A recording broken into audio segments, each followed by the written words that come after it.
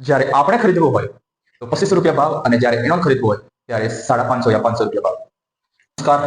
નમસ્કાર જોર સાથીઓ, દોતા તાલુકાના સાંડોસી ગામમાં એક યુવા મિત્ર है, એનું નામ है અક્ષય ડાભી।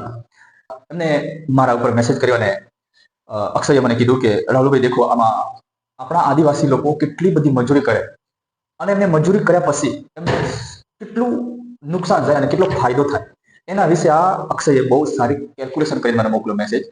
અને આ મેસેજ મને સારો લાગ્યો અને મને થયું કે હું તમારા સુધી પહોંચાડું।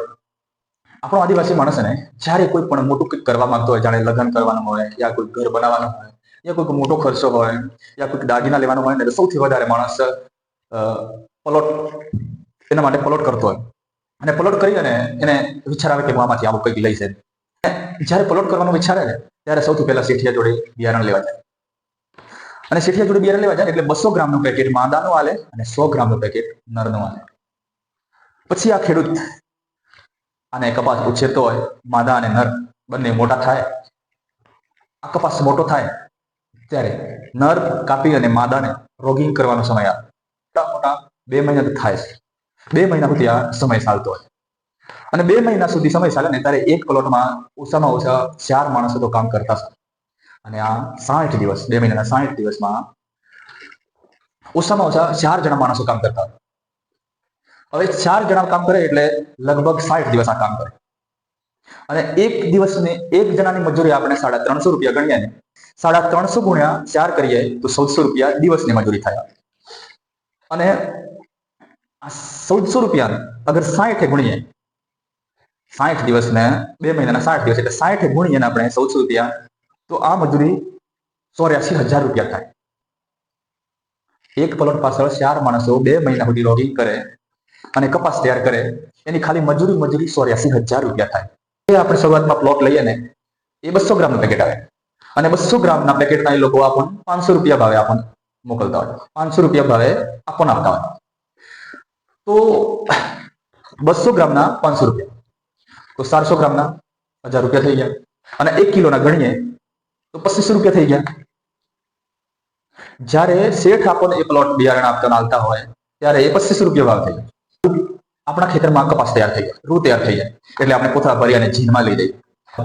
જીનિંગ થયા પછી એ બિયારણનો ભાવ આપણો 400, 450, 500, 550 સુધી આપણને ચૂકવતા હોય। તો 550 ગુણ્યા 60 કરીએ ને તો 33,000 રૂપિયા થાય।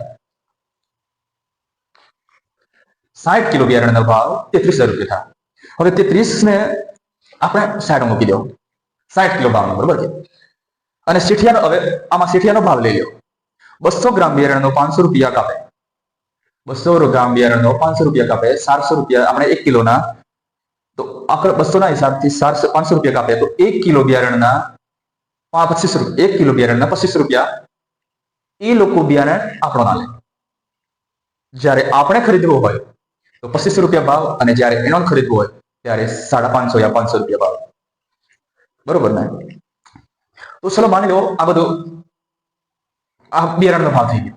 હવે ચલો 2500 રૂપિયા છોડો, એમનો જીનિંગનો ખર્ચો, એમનો ગમે તે ખર્ચો થાય, આ પાછો પાકા પીછાનો ખર્ચો લઈ લીધો, બરોબર કે? હવે એ લોકોનો 2500 રૂપિયાનો ભાવ છોડી દો, એને હું 2000 રૂપિયાનો ભાવ કરી લઉં, બરોબર? હવે 2000 ગુણ્યા 1 કિલો બિયારણના 2000 રૂપિયા કરીએ તો એક ખેડૂતના 60 કિલો બિયારણ થયું।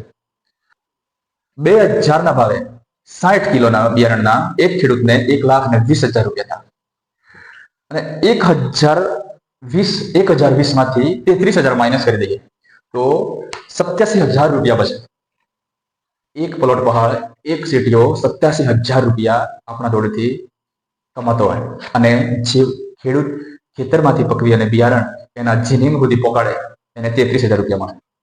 અક્ષયભાઈને કહેવાનું એ જ થાય કે આ કેલ્ક્યુલેશન કરીએ ને તો આપણે જે પ્લોટ આદિવાસી લોકો કરે એને કેટલી બધી મજૂરી કર્યા પછી કેટલું બધું નુકસાન અને કેટલો બધો ફાયદો આનામાં થાય એ સમજાવવાને આપણે કોશિશ કરેલો માણસ અને આને આપણે સમજવું પડે। આ અક્ષય મને મેસેજ કર્યો અને અક્ષય ખૂબ ખૂબ અભિનંદન, કેમ કે આટલું બધું સમાજને શોષણ થયેલું એને આ માણસ આપણા સુધી પહોંચાડવાની કોશિશ કરી, એના માટે ખૂબ ખૂબ ધન્યવાદ અક્ષય। બાકી જોહાર।